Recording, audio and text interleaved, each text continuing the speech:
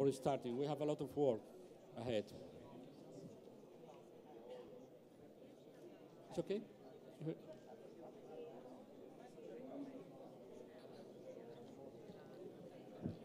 Colleagues, morning. Please, we have a lot of work ahead. Could you occupy your seats, please?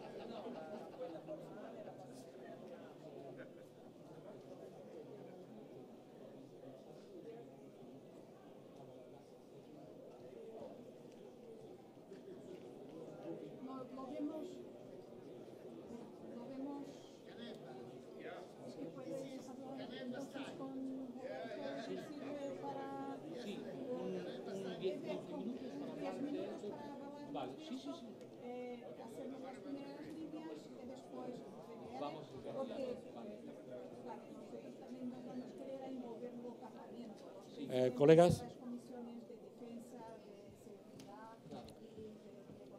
buenos días. Por favor, ¿pueden ocupar sus asientos? ¿Es okay, Ilka? Okay. Hi there. Buenos días, queridos colegas. Vamos a comenzar la sesión del Comité General sobre Democracia, Derechos Humanos. Uy, ¿no? Technical Services. ¿Es okay? I'm using Spanish. Voy a utilizar español. Por favor, comprueben que la traducción al resto de idiomas es correcta. ¿Ok, colleagues? Gracias.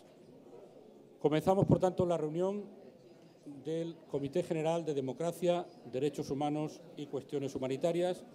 El orden del día, la agenda ha sido distribuida. ¿Algún problema con la agenda? Si no hay ningún problema con la agenda, la damos por aprobada y continuamos. Es un placer, queridos colegas, estar de nuevo con vosotros después de una sesión de invierno en la que vimos muchos asuntos de derechos humanos. Quiero presentaros al staff en la mesa: Andreas Baker, Farima Daftari, Farima, y Gosia McBride como clerk, como procedural advisor. Antes de comenzar, me gustaría pedirles, para aquellos de ustedes que tengan un texto preparado, escrito, pasarlo a los servicios de traducción, porque eso facilitará su trabajo. Quiero anunciarles que las elecciones para la mesa de esta comisión se celebrarán en la última sesión, por tanto, el sábado 8 de julio. Cualquier colega que quiera ser candidato a las posiciones de la mesa tiene que dejar su candidatura por escrito en la table office, no después de las 11:30 de la mañana del sábado. ¿De acuerdo? El comité tiene previstas 4 reuniones durante esta reunión de verano. Debo decirles que intenté en el Standing Committee que hubiera una distribución diferente de asuntos. Tenemos 5 asuntos sobre la mesa. La Comisión 1 se había quedado solo con 2, pero finalmente, tal y como propuso el secretariado, vamos a tratar 5 asuntos y el rapport general y la resolución de nuestro rapporteur Kyriakos Hatzigianni, que tiene 29 enmiendas. Por tanto, además del rapport y el draft resolution de Kyriakos, tenemos 5 asuntos que van a ser debatidos por este orden. El primero, el del colega Smith, sobre Child Sexual Exploitation. El segundo, sobre Abolition of the Death Penalty, de nuestra colega portuguesa Isabel Santos. El tercero, Multiculturalism, del señor Mirkishili, from Azerbaijan. El cuarto, Discrimination and Intolerance to Christian, Muslim and Other Religions, by Mrs. Narusova, from the Russian Federation. And the last one is could be our colleague Holm, resolution on the situation on Eastern Europe. Inmediatamente después del debate del punto suplementario propuesto por el colega Holm-Barenfeld, procederemos a la elección de los miembros de la mesa de la comisión. Solamente unas palabras de bienvenida por mi parte. Como les decía, la reunión de invierno tocó muchos asuntos de derechos humanos. El hecho de que tengamos 5 puntos suplementarios en esta comisión indica la necesidad de seguir tratando y levantando asuntos y problemas y aspectos preocupantes en los derechos humanos en el área OSCE. Y debo decirles que, como un pequeño recuento de mi actividad, como ya les anuncié en anteriores ocasiones, en ocasiones he hecho gestiones más discretas con algunas delegaciones y algunos asuntos, y en algunos otros he decidido tomar posiciones públicas cuando el asunto me parecía que estaba suficientemente debatido con la delegación nacional afectada o porque así lo necesitara por su propia gravedad. Quiero hacer una referencia a una cuestión. Tratan nuestros colegas de la Comisión 1 de los conflictos congelados. Quiero recordarles que nosotros, que tenemos que examinar esos conflictos congelados desde el punto de vista humanitario y de derechos humanos, nos enfrentamos en este periodo que ha pasado con nuevas violencias, con muertes en Ucrania, en la línea de contacto entre Nagorno y Azerbaiyán, muertes incluso de niños que deben hacernos reflexionar y redoblar nuestro compromiso y continuar nuestro compromiso en esta organización y en nuestros parlamentos nacionales para intentar ayudar a resolver estos conflictos congelados. En cualquier caso, estoy abierto a cualquier sugerencia de cualquier colega por la vía que consideren adecuada. Si quieren comentar conmigo a lo largo de los próximos tiempos cualquier asunto que consideren debe ser tratado. Vamos, por tanto, a dar paso al debate del rapport y la resolución por parte de nuestro rapporteur de la Comisión, Kyriakos Hatzigiannis, que tiene la palabra para hacer una introducción general de ambos documentos. Gracias, Kyriakos, cuando quieras. Thank you, Mr. President. Dear colleagues, ladies and gentlemen, all of us today are conducting a dialogue to strengthen respect for human rights, the rule of law and democracy, our shared values. These values, which at some other times have been accepted by common decisions that are above national law. At the time after the Cold War, humanity, seeing our common decision, was hoping for a peaceful, stable, and a better world. Today, the same values are in great tribulation. They are tested by us all, from us through our tolerance and forgetting lessons from the history, even from our states, many of which have not adopted these values in national law, but also by many others through their own interests and aggressive actions, from populists, from dictators, from nationalists, from religious fundamentalism. Of all of those who terrorize in the free societies and their values, terrorist attacks are not just attacks on countries, they are attacks against democracy, the rule of law, and basic freedoms. They are attacks on the individual, dignity, freedoms, tolerance, respect, right of women, and the right of vulnerable people. Today, as never before, is a time to reaffirm our commitment and our belief in them. In 2017, it is sad and disappointing to have to repeat appeals to states and governments to adopt basic principles and values that they have already accepted. Rather than today, we are in the plenary and ask for the adoption of a renewed and updated Charter on the human rights and fundamental freedoms of the new or for the new generation. What is a political message? Based on what is happening today in the world, the OSCE members, states and governments will have to reaffirm their determination to respect the OSCE security model. As the OSCE Parliamentary Assembly, we have an obligation to move now much more aggressively and to set priorities such as reaffirming our commitments to basic principles and values, strengthening the rule of law and democracy, protecting vulnerable groups. Also strengthen the capabilities of the OSCE by creating additional mechanisms for effective observation, defense, and early detection of risks to human rights and fundamental freedoms. What is the philosophy of the report? At a time when old wars are being revived, while new conflicts are born, resulting in a massive wave of people fleeing war zones to save, climate change creates conditions unsuitable for people to live, resulting in a wave of population displacements. Fanatic fundamentalism is causing terror in societies. The destabilization of democracy is a Frankfurt phenomenon. Nationalism is emerging through the cultivation of hatred. The nationalization of hope grows at the expense of international cooperation and to the detriment of democracy and the rule of law.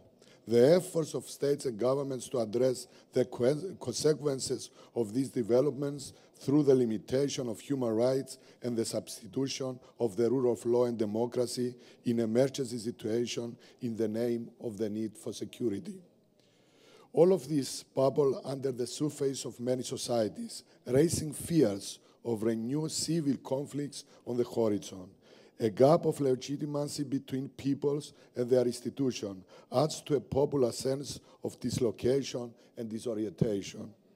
External factors, particularly important radical ideologies on the one hand, and the influx of refugees and non-European migrants on the other hand, exacerbate feelings of insecurity and perception of crisis.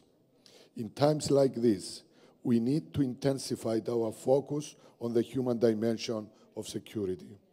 This report is intended to underscore the centrality of the human dimension to our security and propose ways of reinforcing this keystone of our regional architecture, and at a time when it threatens to crumble without due care. I want to underline the importance of human rights in building and upholding both internal and international peace.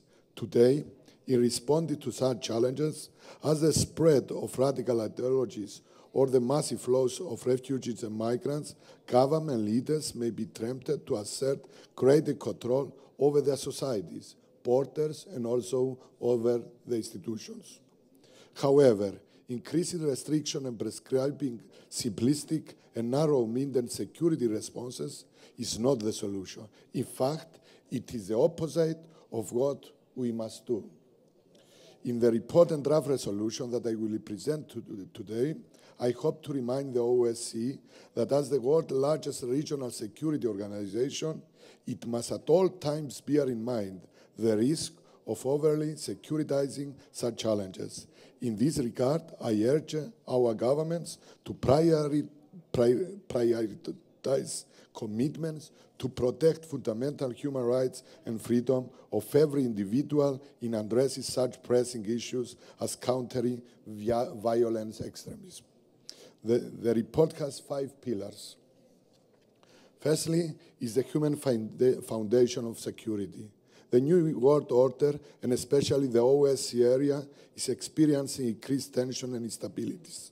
All controversies are revitalized. Fears are created on the basis of the preconditions of any confrontation, but also by other factors such as extreme ideologies and refugee flows towards Europe. these results of this development is that many politicians, in the name of security, impose border control, society's control, and institutions' control. For that is why it is so important to reaffirm our belief in the final act of Helsinki, which set human rights and fundamental freedoms as a global flagship of the maintenance of peace, security, and also cooperation. Secondly, strengthening space for human dimension debate in the OSCE. Many countries are downgrading the public debate on the human dimension and the obligations stemming from the 1991 Moscow Joint Declaration. The commitments stemming from the human dimension are clear, and their encroachment is a strike at the foundation of the OSCE.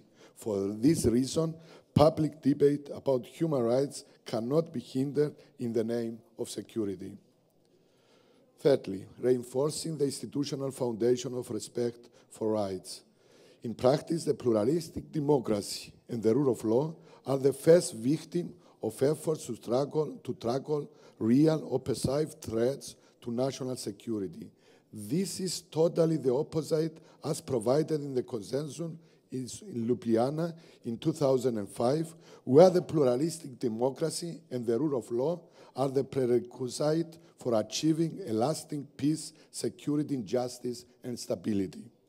This section of the report deals with the emergency regime imposed for national security purposes.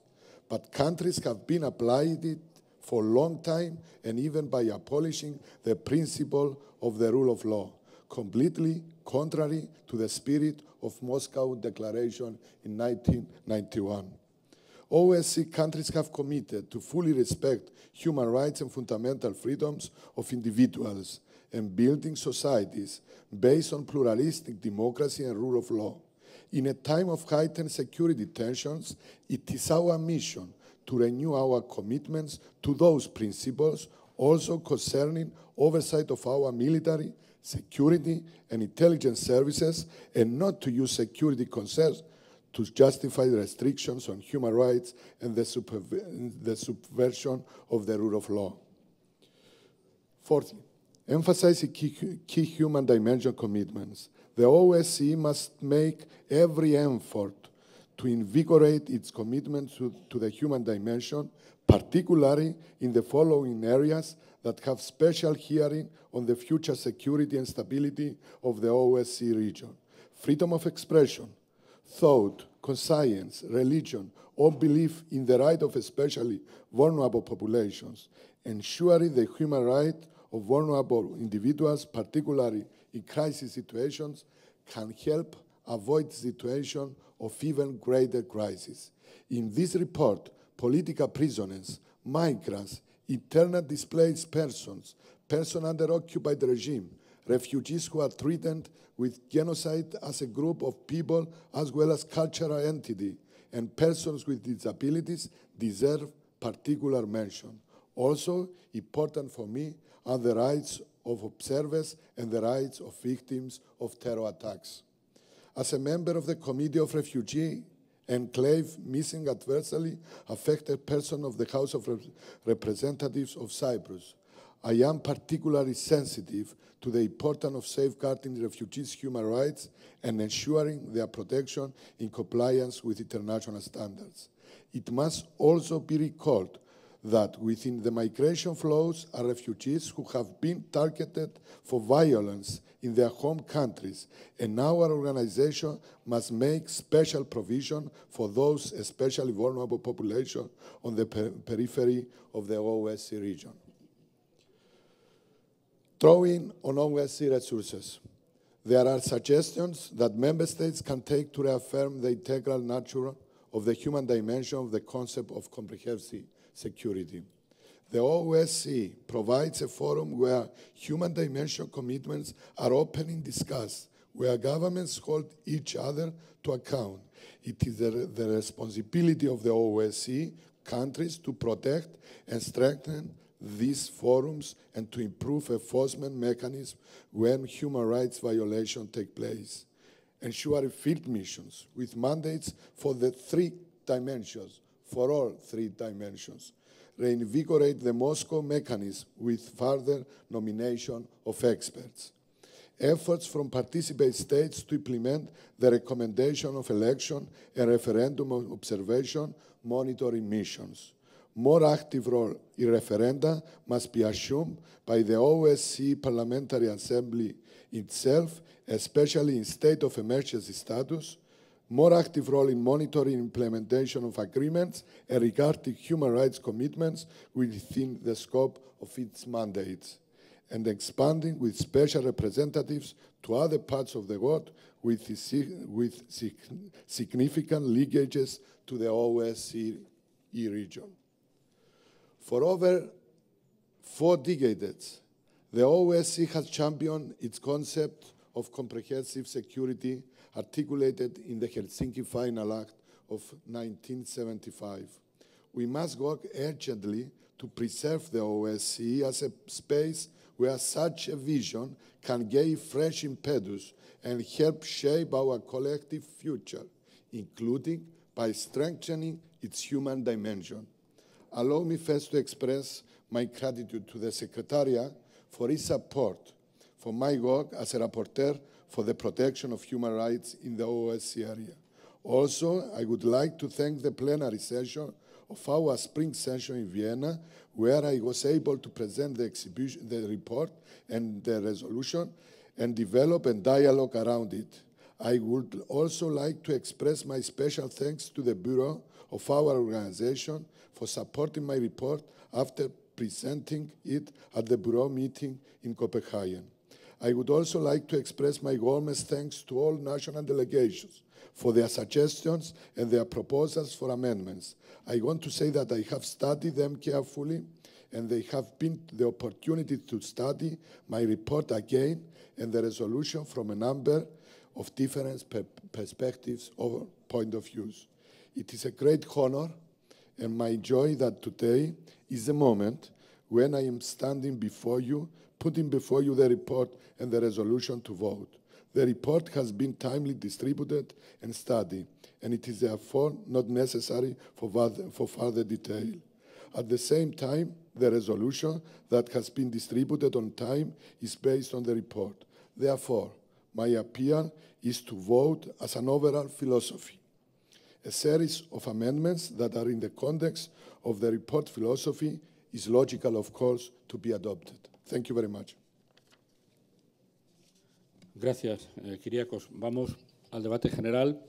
Dada la lista de oradores que se ha cerrado, salvo que alguien quiera a última hora incorporarse, vamos a dar 3 minutos por interviniente, comenzando por el colega Víctor Doble. Se prepara el señor Johari de Canadá. Thank you, dear Chair, dear Rapporteur, dear colleagues. I would like a brief general comment regarding our draft resolution. Whether we like it or not, we as OSCE region are facing in the last period comparable challenges with the ones of the Cold War. There's more than my opinion, as it was already confirmed by many speakers during our session. I am pointing out this because I observe this is a part of the approach used by our rapporteur in drafting the resolution we are going to cope with. This is a fundamental prerequisite for having a well-suited resolution, and I would like to appreciate our rapporteur for building its report and resolution in steps starting from this point. Moreover, I salute the manner used by Mr. Kyriakos Hadjiani to connect the above-mentioned context with a correct level of attention to be given by each of the participating states, but also by the OSCE as a whole, to human rights in various aspects, among which building and supporting peace are at the top.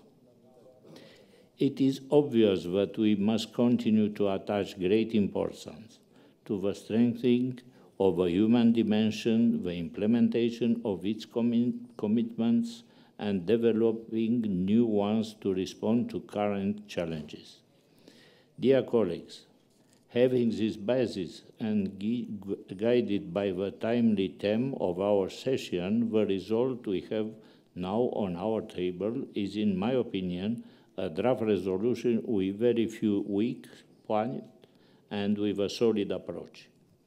It is not the recent limited capacity to initiate amendments the reason why my intervention in this draft resolution is minimal, but the well job made by our rapporteur, to whom I would like to thank for his valuable work. Thank you very much.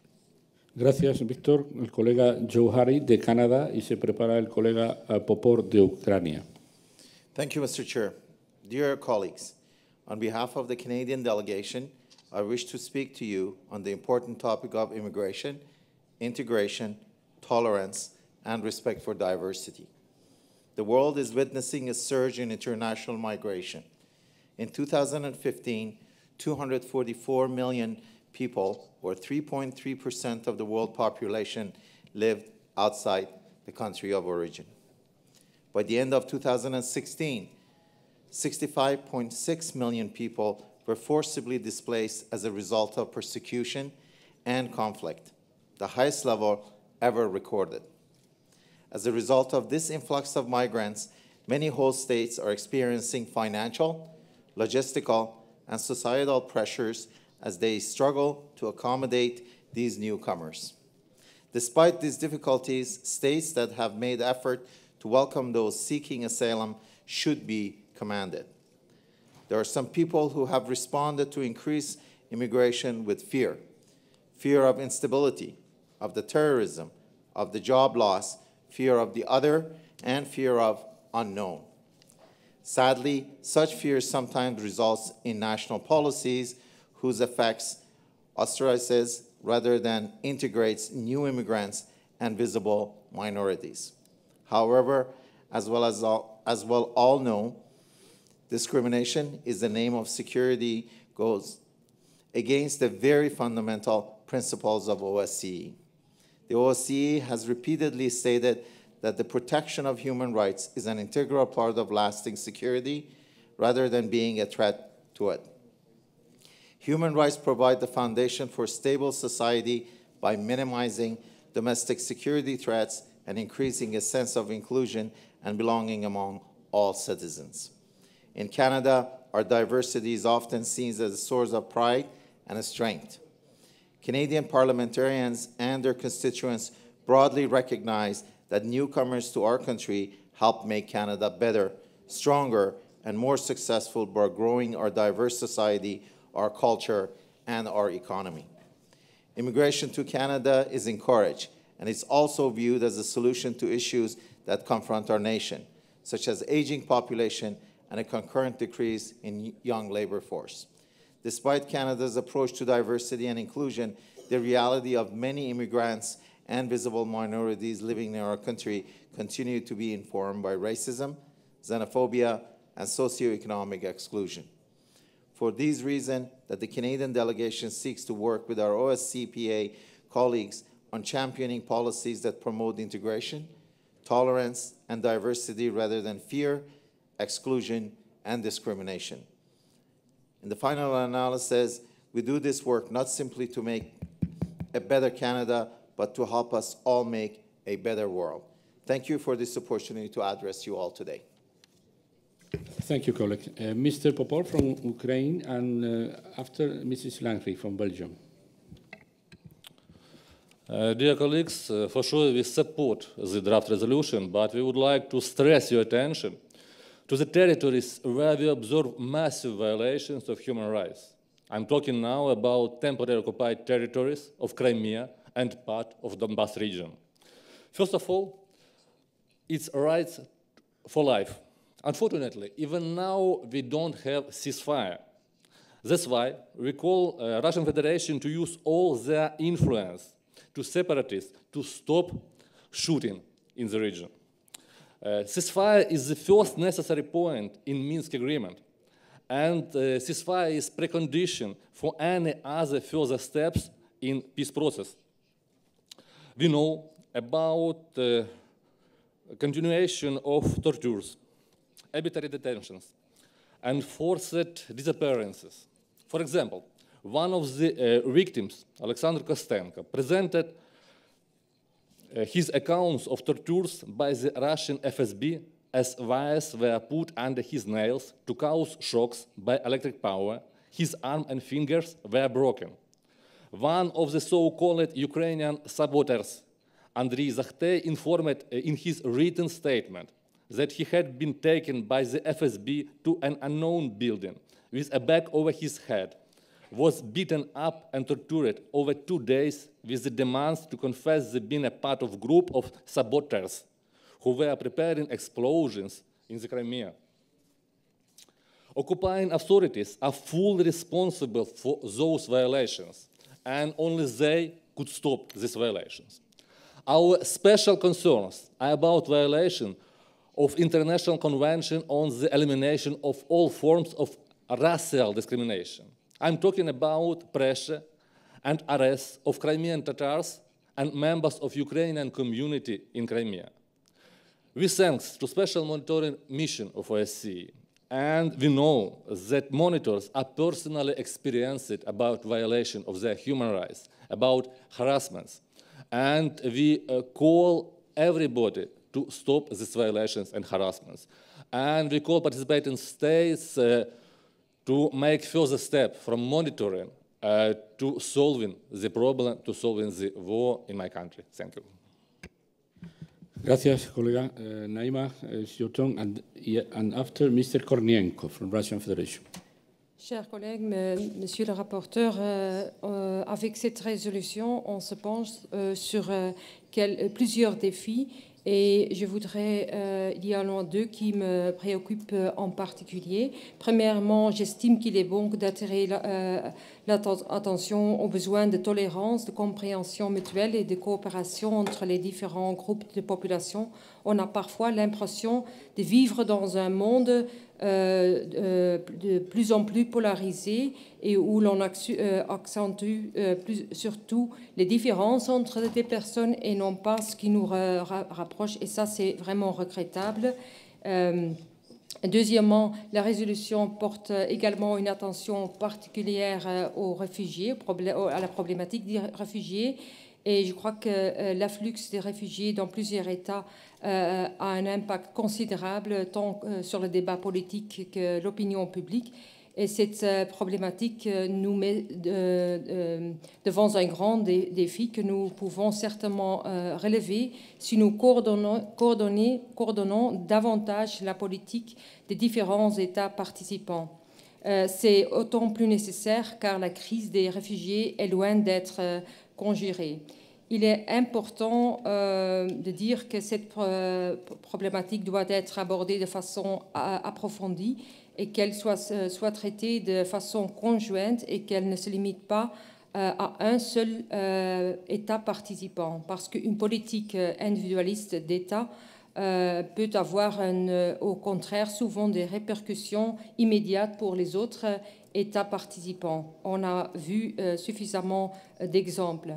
C'est pourquoi je considère la solidarité comme un élément crucial dans ce débat, une solidarité avec ceux qui fuient les guerres et la violence, mais aussi une solidarité avec les différents États participants.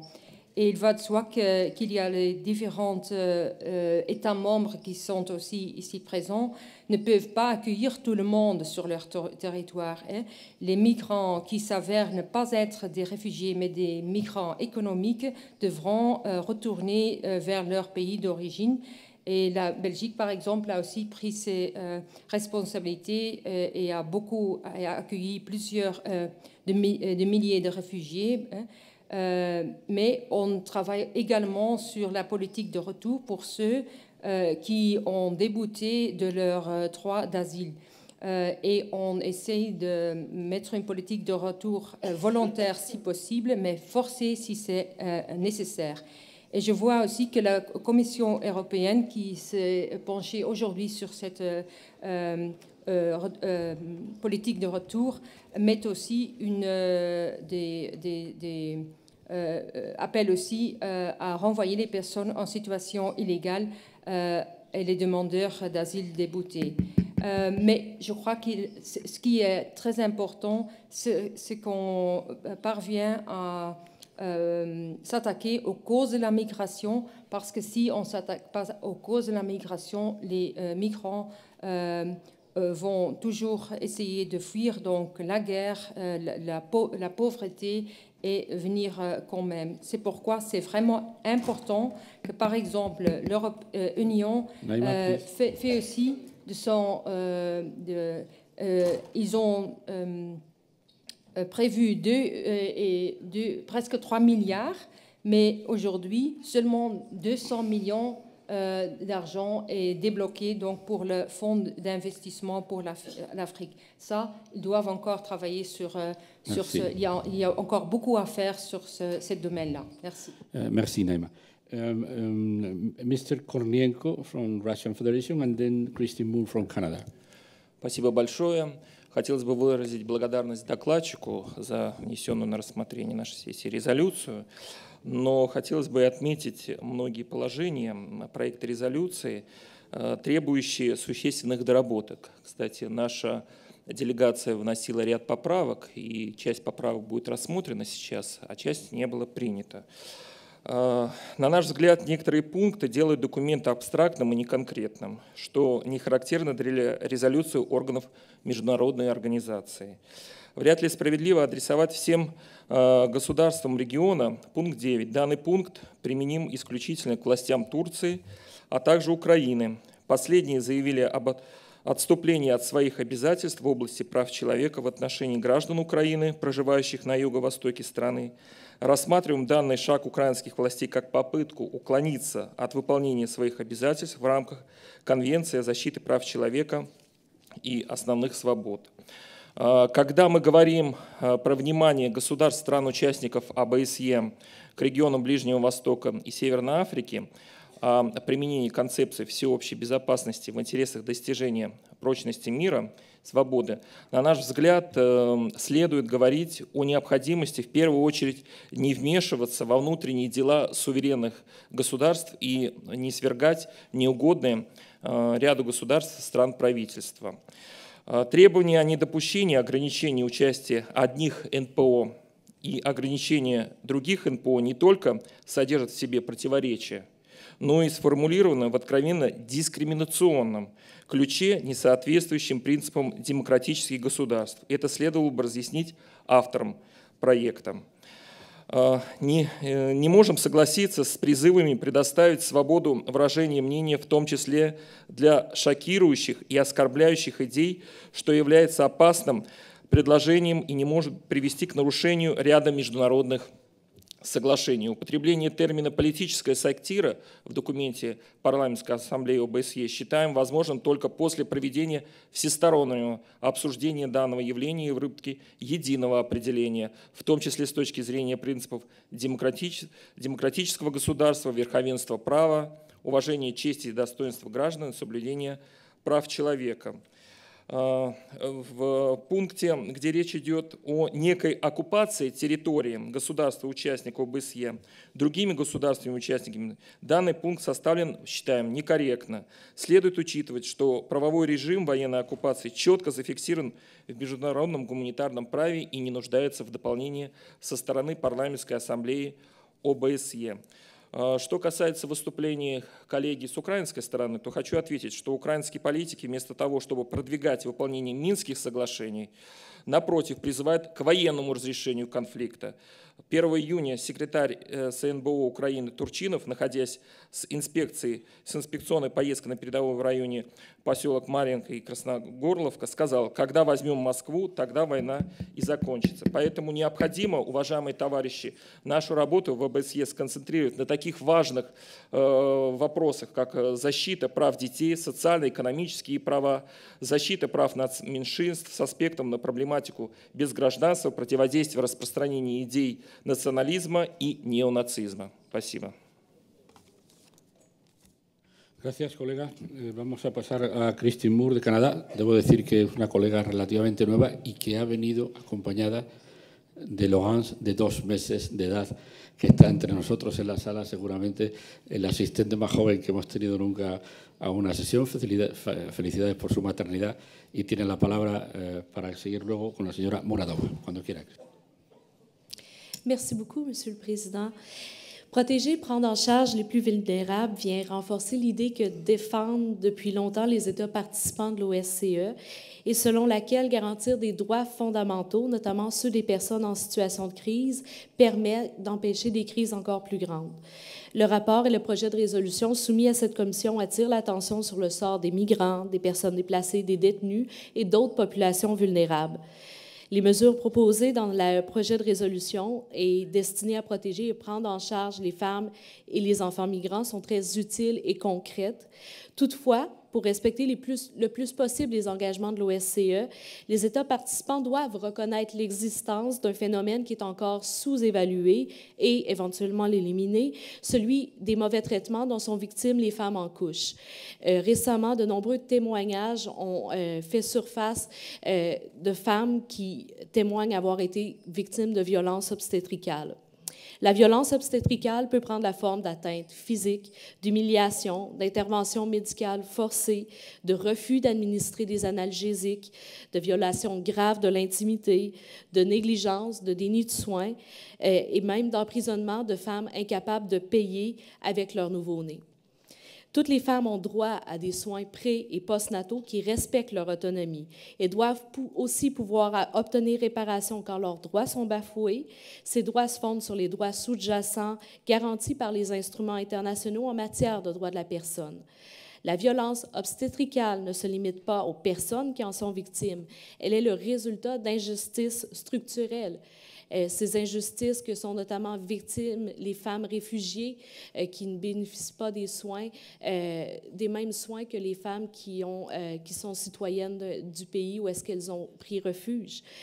Il convient donc d'apporter une attention particulière à la protection des futures mères les plus vulnérables, c'est-à-dire des femmes et des filles migrantes, des détenues, des femmes issues des minorités nationales, les célibataires, les jeunes ou celles qui se trouvent dans des situations socio-économiques précaires ou qui souffrent d'un handicap ou d'une maladie. Si on veut agir pour mettre un terme à la violence obstétricale, il faut réaffirmer la valeur fondamentale qui sous-tend toutes les initiatives de l'OSCE en matière de droits de la personne et de droits humanitaires, soit le respect de la dignité de la personne. Je vous remercie à tous de m'avoir accordé du temps et de l'attention sur cet enjeu. Gracias, Cristina. Vamos a la colega Muradova y después el colega Jackson Lee de Estados Unidos. Бахар, Мурадова. Спасибо, уважаемый председатель, уважаемые коллеги.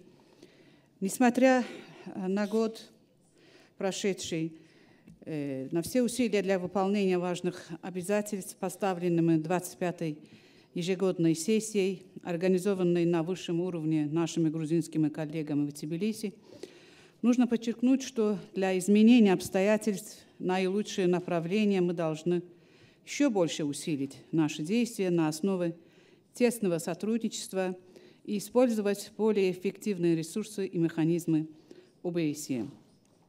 Этого доказывает доклад и сегодняшняя речь уважаемого коллеги Хаджияниса. За это я ему благодарна. Нужно подчеркнуть, что регион ОБСЕ стоит лицом к лицу со многими проблемами и призывами.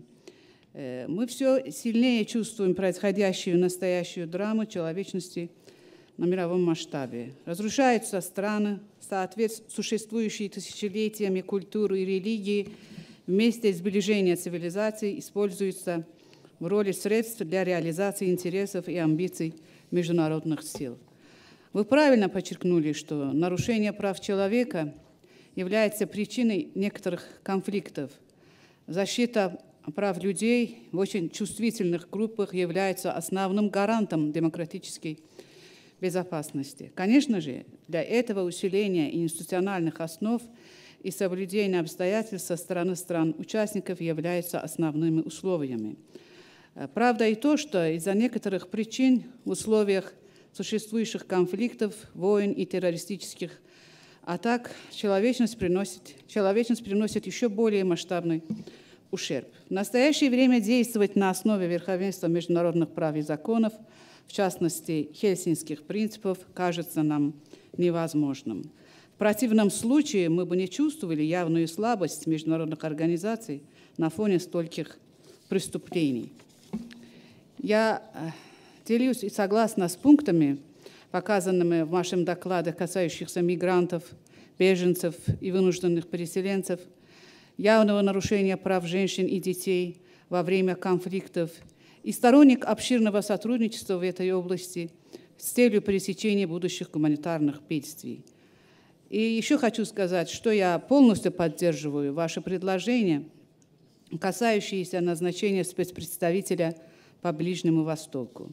Потому что нестабильность в регионе Ближнего Востока и Северной Африки требует к себе постоянного внимания со стороны государств-участников и применения концепции всеобъемлющей безопасности в интересах достижения прочного мира, свободы и безопасности.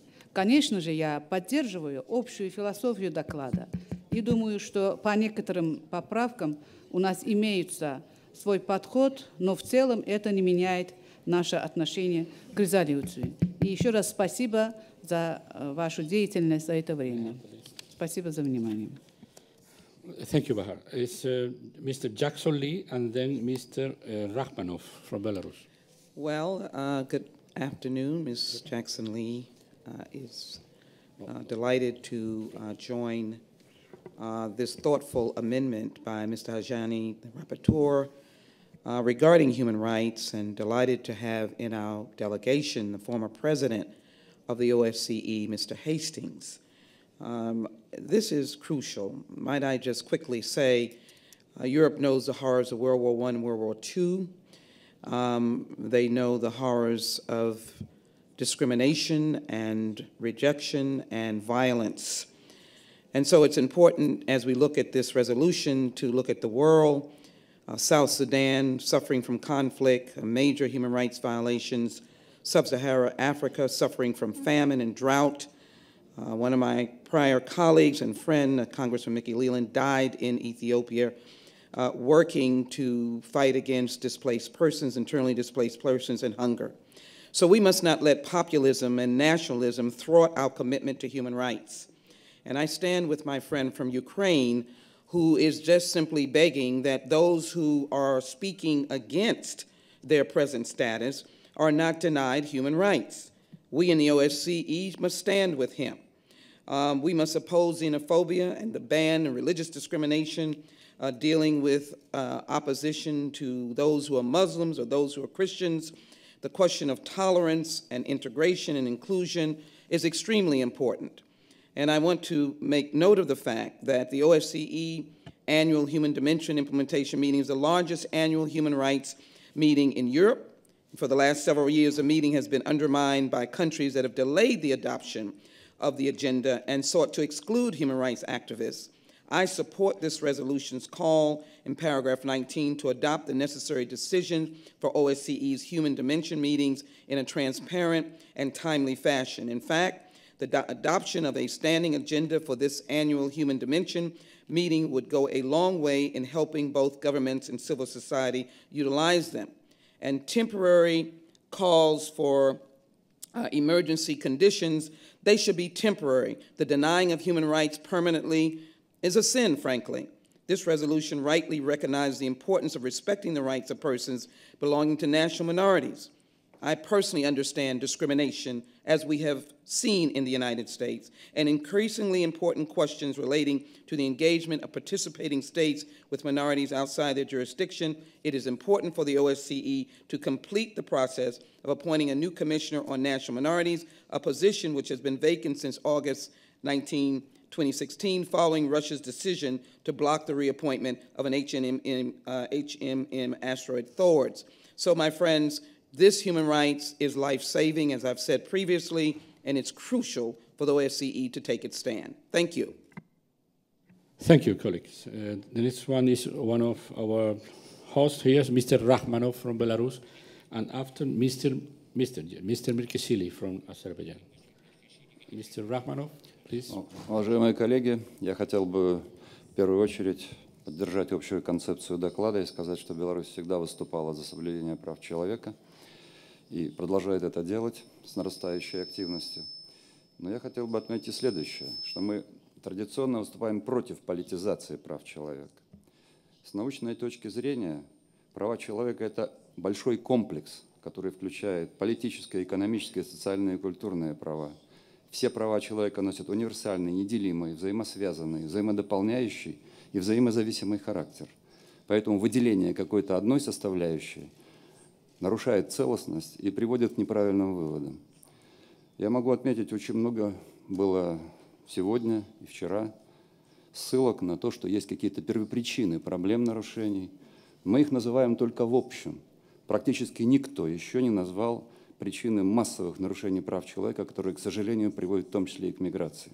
Ведь были конкретные действия, которые привели к этим нарушениям, и были конкретные страны, которые это делали. Поэтому мы должны это все понимать. Если мы хотим серьезно анализировать проблематику, мы должны в первую очередь, как было сказано многократно моими коллегами, видеть эти первопричины. Что касается Беларуси, мы исходим из позиции того, что вот этот комплексный подход в первую очередь связан с тем, что нужно обеспечить благосостояние граждан и необходимые условия проживания, благоприятные условия. Вы сможете убедиться в том, что Беларусь в настоящее время страна, где обеспечиваются эти права в очень серьезной степени. И здесь очень безопасно. У нас очень низкий уровень эквивалентности, прекрасные условия для жизни, высокий экологический потенциал и так далее. Весь этот комплекс позволяет Беларуси чувствовать себя уверенно во всех направлениях, в том числе при соблюдении прав человека. В то же время мы полностью согласны с нашими коллегами о том, что совершенствоваться надо постоянно. И в этой связи мы используем все свои национальные возможности по взаимодействию, в том числе в рамках ОБСЕ. Я специально хотел бы отметить, что сейчас мы в рамках ОБСЕ проводим консультации и реализуем целый ряд рамочных программ. И готовы делать и дальше. Более того, в конце 2016 года мы приняли национальный план по правам человека, где всесторонне ориентированы на укрепление национального потенциала и в имплементации обязательств в области прав человека. Более того, специально создана в Беларуси межведомственная экспертная рабочая группа с привлечением лучших специалистов по всем направлениям, которые готовят соответствующие предложения в русле рекомендаций наблюдательной миссии БДИЧ по итогам прошедших президентских и парламентских выборов в нашей стране. Мы, как это хорошо известно, акцентируем внимание на вопросах борьбы с торговлей людьми и активно занимаем позицию в ООН и в ОБСЕ по этому вопросу. Кроме этого, мы уверены, что если мы на максимально серьезной, аналитической, научной основе будем заниматься вопросами, добьемся успеха. Спасибо большое. Thank you, colleague, and thank you for your excellent welcome here in Belarus. It's time for Mr. Mirkishi from Azerbaijan and then Mr. Urikanian from Armenia. There is one more speaker. Mrs. Otsoy is the very last speaker in that part of our meeting. Thank you. Thank you very much, Mr. Chair. I want also to thank you to Mr. Hajiani for a great job and for a very comprehensive resolution that it done and showed all of the problems that we have the OACC regions and to find the ways how to fight with them. Because we think also that the human rights, protection of the human rights, and to provide the peoples to live on the happiness and health, it's the main goals of the international organizations, and of course of us also. But I want just to say some suggestions in the future, maybe Mr. Hajiani also could note also, that sometimes we are trying and we spend a lot of resources to fight with the results of the conflicts. Because if there was not the conflicts, and we could also find the times not to fight for results, but we have to find the resources and time to fight with the reasons of such conflicts. Because if we will not fight with the reasons, and I think that it will not be enough to find enough resources to fight with the results of the conflicts.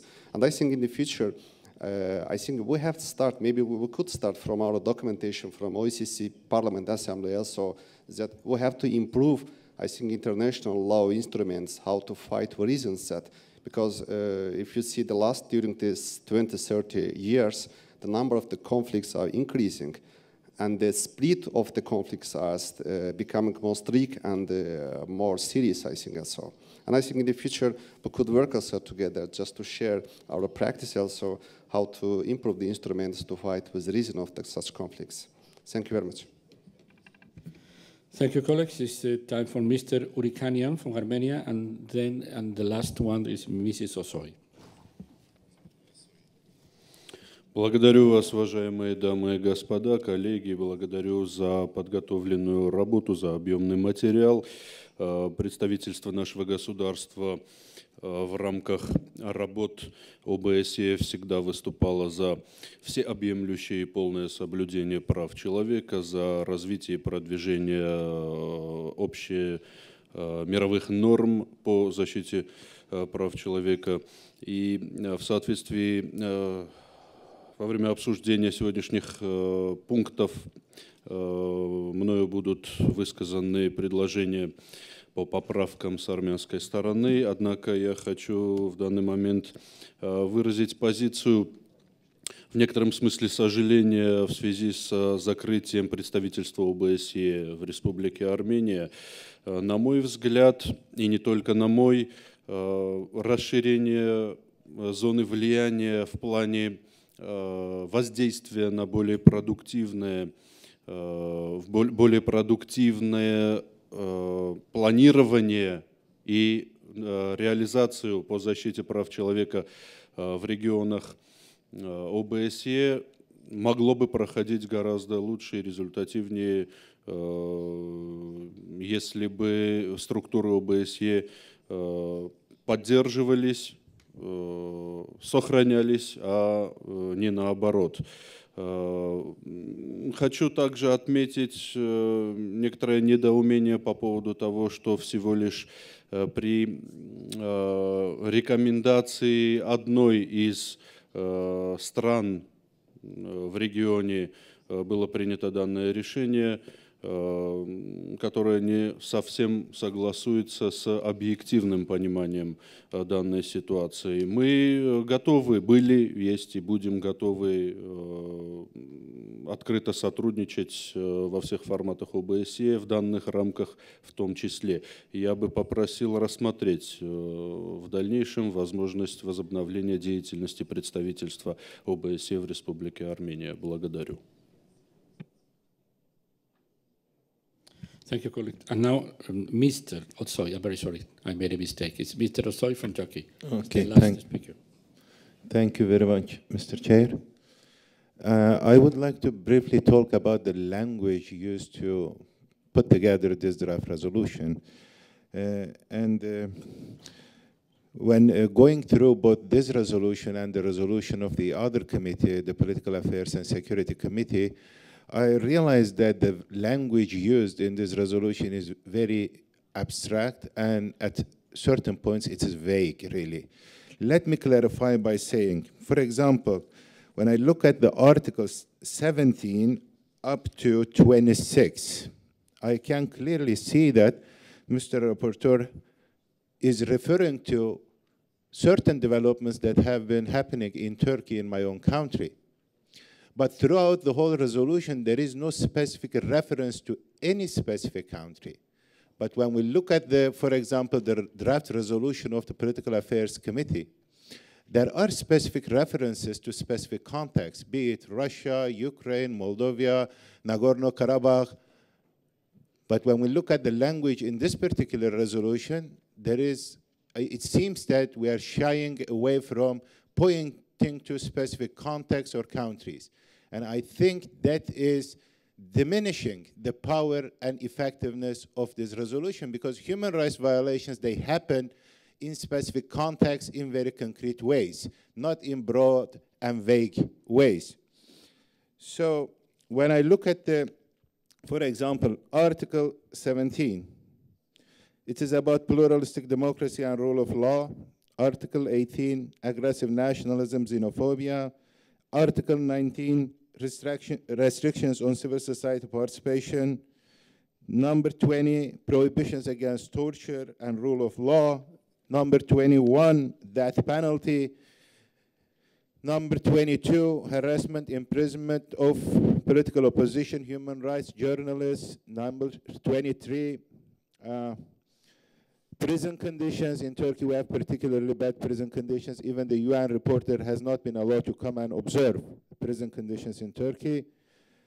And then we have number 24, parliamentarians who are detained or imprisoned in member states. I mean, I know 10 are in Turkey, detained parliamentarians, and the list goes on, like freedom of expression and freedom of the media. All of these things are happening in the most horrible, terrible way in Turkey, but throughout the whole resolution, there is no specific reference to Turkey or some other country. And I was planning to propose some amendments, but I thought that because the general language is so abstract, I didn't think it was proper to even propose certain amendments to make it more specific.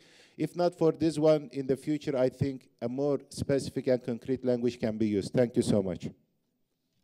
Thank you, colleague. And now it's the time for the answers of Kyriakos for the general debate. Thank you very much. Vielen Dank für die Introductions und für die Rede von jeder Vertretung. Und natürlich gab es einige differenzierende Approaches. Von der anderen Seite, das war, wenn wir starten von der letzten Bemerkung, natürlich ist nicht gefragt, spezielles Kritik hier in diese Committee zu machen, weil das ist kein politisches Approach. Gefragtes ist eine Kritik zu machen und zu finden, versuchen zu finden, Violations gegen die Menschenrechte. Und das ist, was meine Philosophie war. Natürlich, wenn das in der First Committee, in der ersten Ausschuss war, okay, dann hätte man mit Namen von verschiedenen Ländern sprechen können. Aber das ist nicht das Gefragte. Das Gefragte ist, dass seit ein ganzes Jahr, wir haben von der ganzen Welt viele Violations gegen die Menschenrechte gehört. Und das haben wir erwähnt oder haben wir versucht, diese Thematik hier in der Resolution zu bringen. Natürlich, die Diskussion wird weiter fortgesetzt, auch mit während der Diskussion von Änderungen. Und da haben wir wieder die Gelegenheit, weitere Kritik zu machen oder zu answern bei verschiedenen Fragen. Aber von der anderen Seite gab es die allgemeine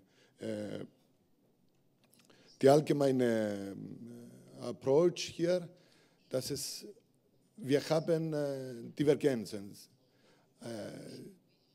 Die nationale Recht kann das nicht immer über das, was wir hier die ganze Zeit entscheiden, entweder unter Resolutionen oder andere gegen die internationales Recht. Hier ist die Gelegenheit, durch diese Resolution eine Konvergenz zu bilden. Und thank you very much. Vielen Dank für alle Bemerkungen. Gracias, Kyriakos. Vamos a pasar, queridos colegas, a la consideración de las 29 enmiendas que tiene el informe de Kyriakos. Habrá un minuto para defender la enmienda, un minuto en contra. Se dará la posición del ponente y se votará. Si hay una defensa de la enmienda y hay una aceptación del ponente, si no hay ninguna intervención en contra, se considerará aprobada e iremos aprobando los parágrafos del documento que no tienen enmienda. Por tanto, comenzamos con la enmienda número 1 al parágrafo 1 del colega Cohen de Estados Unidos. I'm going to speak for Mr. Cohen. and offer his amendment on behalf of Mr. Cohen of the United States. Thank you, Commissioners. This amendment supplements the paragraph just before it, which reaffirms the Helsinki Final Act of 1975 and the following paragraph, which recalls the 1991 Moscow document. In 1990, at the Paris Summit, the participating states adopted some of their most forward-leaning commitments, including a commitment of democracy. Today, democracy seems to be questioned by some participating states that have not completed their political transitions, and even some who have but now seem to be regressing. The language on human rights as the first responsibility of government is similarly a useful reminder, given that some participating states in Vienna, and I'd say the Russian Federation in particular, assert that the OSCE is focused too much on human dimension and blocks decisions to advance OSCE work in that dimension. I would argue that democracy is crucial, and it helps us to protect against xenophobia, anti-Semitism, and racism, and stresses the vital role of tolerance and understanding and cooperation. This is to emphasize our commitment to democracy. Thank you. Gracias, colega. ¿Alguna posición o intervención en contra de esta enmienda? Gracias. La posición del ponente, de Kyriakos. I am in favor of this amendment, Mr. President. Con el acuerdo del ponente se considera aprobada. Los parágrafos 2 a 4 no tienen ninguna enmienda. ¿Hay alguna consideración por parte de algún colega? Bien, los damos entonces por aprobados. Sí, colega de la Federación Rusa.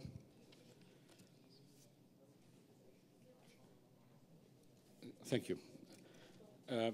Vamos, por tanto, al parágrafo 5, que tiene una enmienda del colega Smith, de Estados Unidos.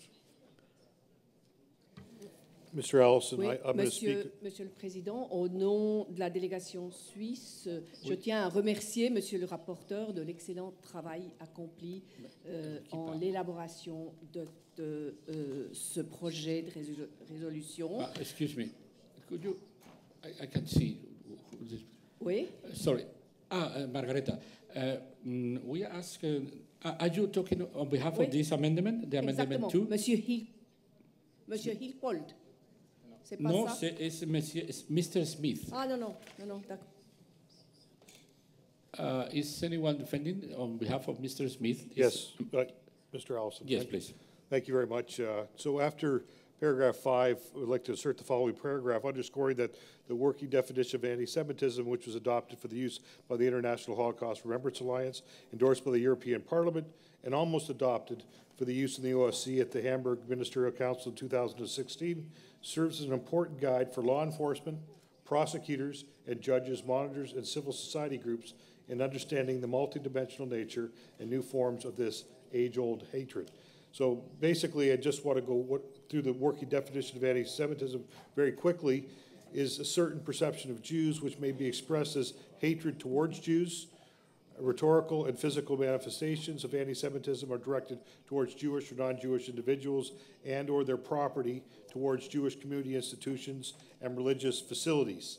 In addition, such manifestations could also target the State of Israel, conceived as a Jewish collectivity. Anti-Semitism frequently charges Jews with conspiring to harm humanity and is often used to blame Jews for why things go wrong. It is an expression in speech, writing, visual forms, and action, and employs sinister stereotypes and negative character traits. And, Mr. Chair, we would hope that we could insert that after paragraph 5. Gracias. ¿Alguna intervención en contra de esta enmienda? No es el caso. La posición del ponente. I am in favor of this of the amendment number 2, Mr. President. Sí, colega de la Federación Rusa. Да, Корниенко, Российская Федерация. Мы выступаем категорически против принятия этой поправки в том виде, в котором она предложена авторами. Российская Федерация готова продолжать консультации по выработке рабочего определения антисемитизма в взаимодействии с Организацией Объединенных Наций, другими организациями, академическими кругами, по синхронно с аналогичными шагами по христианам и мусульманам. Хотел бы напомнить справочно, что многие страны-участники ОБСЕ не являются участниками Международного альянса памяти жертв Холокоста. Спасибо за внимание. Ok, había una posición contraria, por tanto, a la enmienda número 2. El ponente está a favor de la enmienda. Tenemos que votar. Vamos a votar, por tanto, votos a favor de la enmienda del colega Smith, defendida por el colega Allison, si no me equivoco, de Canadá. ¿Votos a favor?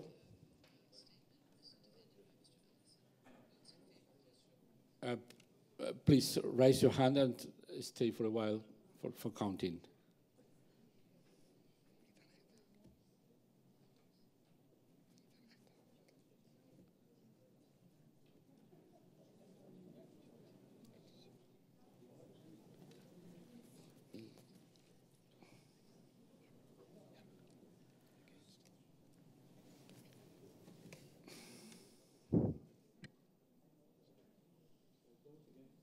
Those against, please.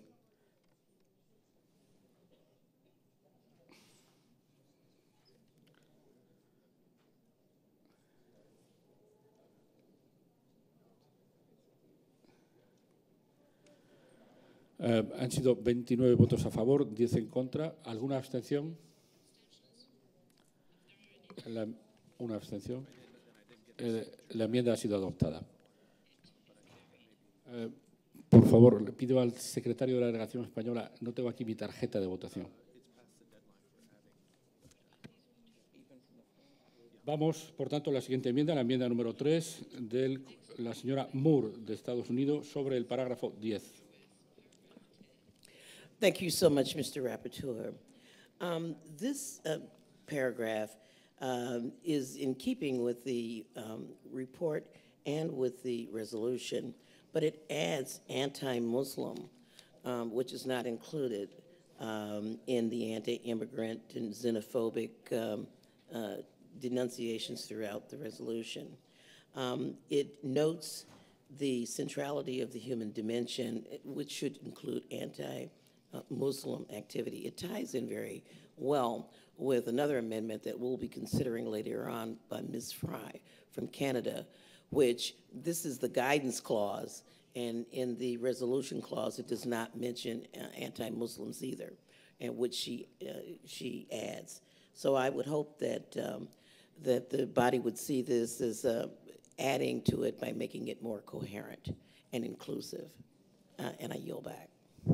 Gracias. ¿Alguna intervención en contra de esta enmienda? Sí, Switzerland, Margareta. Merci, Monsieur le Président. Ce n'est pas une intervention contre l'amendement proposé par notre collègue Moore. J'ai une remarque d'ordre rédactionnel uniquement. Je proposerai de remplacer l'adverbe agressivement plutôt par l'adverbe activement, ou s'il y a mieux encore à trouver, vous verrez ce que je veux dire par là. Parce que c'est proprement le racisme, le xénophobisme, etc., que Madame Moore veut que les États membres... I accept that as a friendly amendment. Merci beaucoup. Thank you both. Let's go. Is your position, Kyriakos? Maybe it will be possible to make an agreement here to bind the two suggestions to replace the word aggressively with the word strongly. It's okay for Margareta and Mrs. Moore, strongly instead of aggressively? I accept that as a friendly amendment. Thank you both. I understand that? Okay. ¿Está todo el mundo de acuerdo con este acuerdo alcanzado a tres partes? Gracias. Lo damos por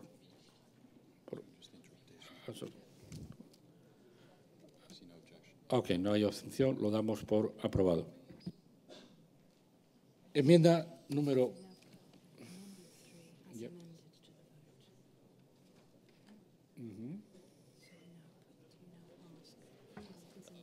Уважаемый господин ведущий, у меня просьба более четко все-таки говорить «за», «против», «воздержался», потому что мы здесь не понимаем, вы порой не договариваете, пропускаете. Sí, En la enmienda de la señora Moore había una sugerencia de nuestra colega suiza para cambiar la expresión aggressively. Y el ponente ha sugerido, y ambas han aceptado, en vez de la palabra aggressively, la palabra strongly. De tal manera que la enmienda quedaría encouraging the participant states to strongly denounce anti-migrant, anti-Muslim, racist and xenophobic sentiment that may arise because of such attacks. Is the replacement of the word aggressively for the word strongly.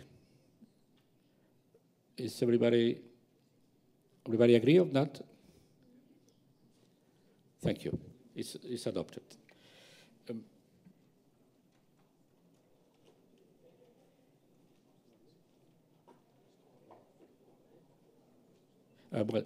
Aparentemente, puesto que ha habido este cambio, tenemos que votar formalmente, según nos dice nuestro procedural advisor. Por tanto, vamos a votar la enmienda en la forma aceptada por el ponente y sugerida por ambas colegas.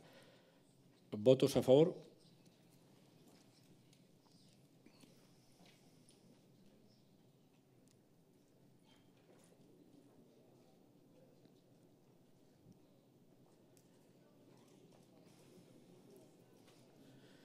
¿Votos en contra? ¿Abstenciones?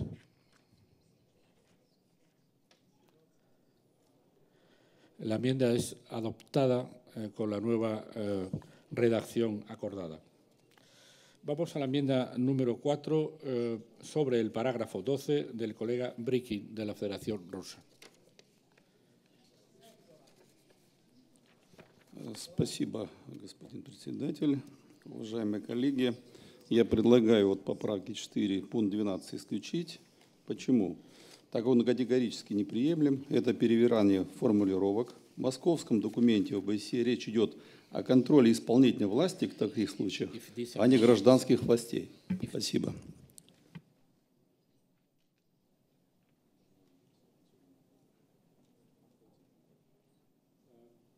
Ok, ¿alguna intervención en contra de la enmienda del colega Russo? ¿La posición del ponente?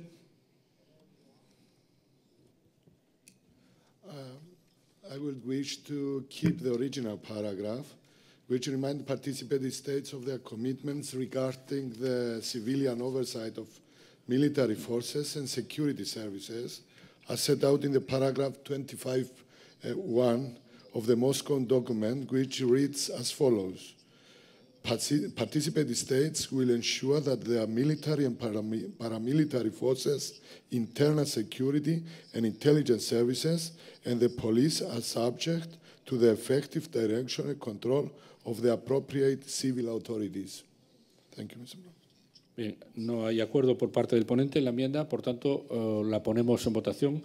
¿Votos a favor de la enmienda del colega Russo pidiendo que se retire este párrafo?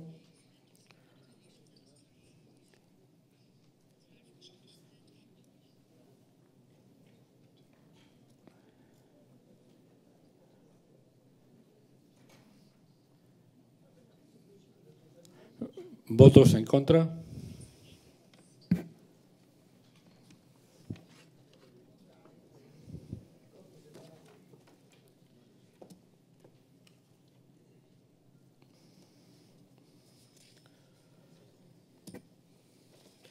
El resultado ha sido 10 a favor, abstentions. Abstentions.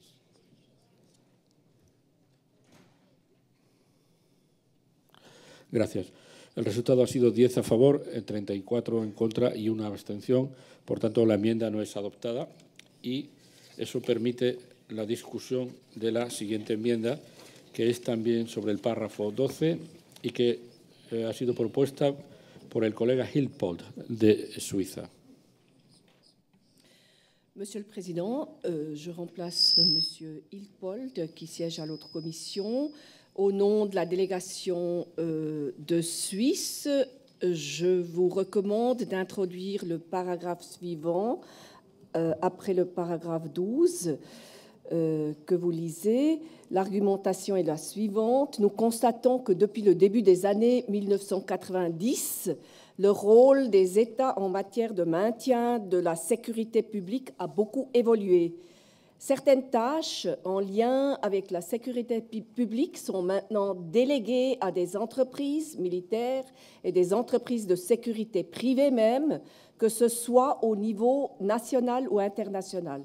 Or, les États qui délèguent de telles tâches à des prestataires privés ne sont pour autant pas déliés des engagements pris en matière du droit international humanitaire et des droits humains. Ils se doivent donc d'assurer que ces entreprises privées opèrent pleinement dans le cadre du respect des obligations du droit international.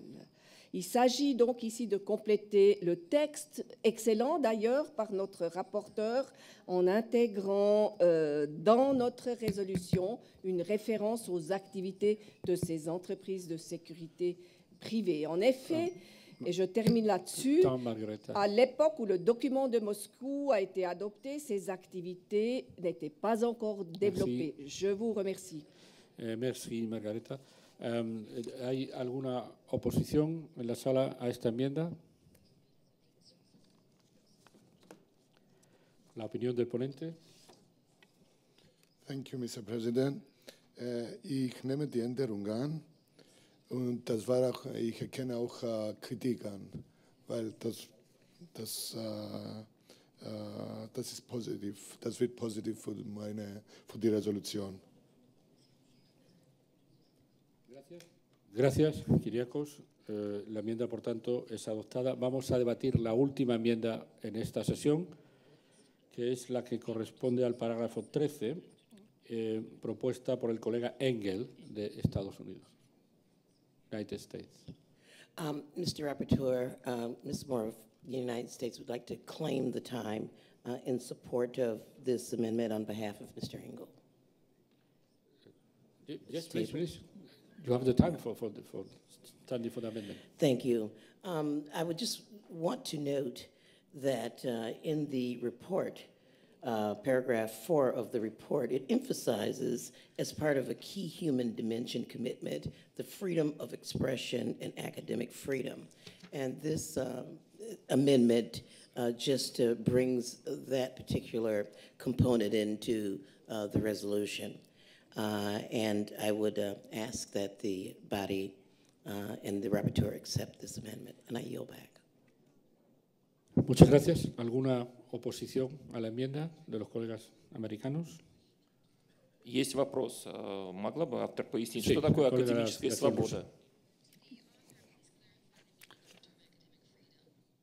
Может автор пояснить, что такое академическая свобода? Спасибо. I would refer you to the report, paragraph 4, emphasizing that this is a key human dimension commitment. And it says that no stable society can be established on the foundation of coerced belief or prejudiced access to information. And I would, and it goes on to talk about freedom of thought, and I think our educational institutions are the institutions that promote this key human dimension. And so there is no opaque meaning intended with this. It's academic freedom to teach and to believe as you wish. And I hope that's a clarification that you find acceptable. ¿Es suficiente para el colega ruso la clarificación ofrecida? No digo si está a favor o en contra. Digo si podemos o quiere hacer un turno en contra.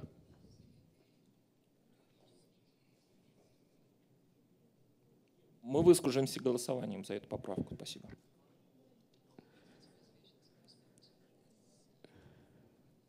Okay. La opinión del ponente. I am in favor for this amendment, Mr. President. Puesto que hay una reserva del colega ruso, vamos a pasar la votación. Votos a favor de la enmienda número 6 al parágrafo 13, expuesta por los colegas americanos.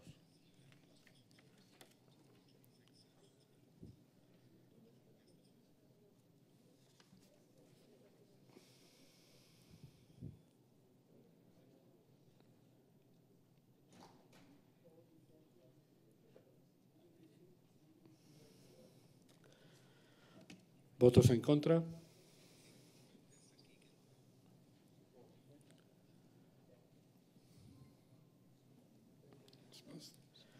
¿Abstenciones?